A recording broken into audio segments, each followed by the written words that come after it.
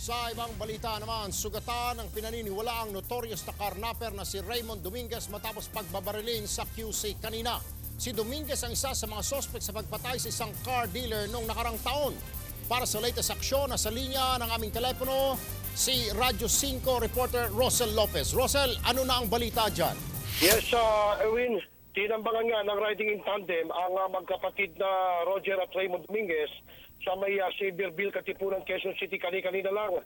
Ayon sa mga escort na BJMP personnel, galing sila sa Quezon City Regional Trial Court at pabalik na ng Camp Bagong Diwa sa may tagig ng bigla na lamang tambangan ng di nakikilalang riding in tandem. Matapos na may agad namang itinakbo si Raymond Dominguez na siya lang ang nagtamo ng tama ng bala ng baril sa tenga na hindi pa batid na kalibre at ngayon ay pabalik na sa may Camp Bagong Diwa tagig. At yung hindi naman masyadong grabe ang tinamo niyang tama sa may kanyang tenga at ngayon nga Erwin ay nandito nakakonvoy nga kami pabalik na dito sa Camp Bagong Diwa.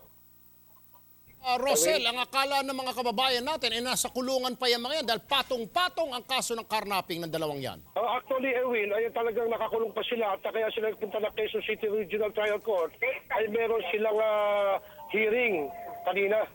So may escort sila nung ginawa ng mga escort?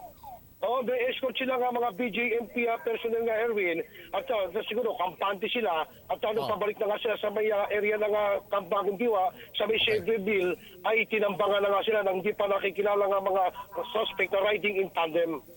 Alright, maraming salamat sa iyo, Romel Lopez live mula po sa Quezon City.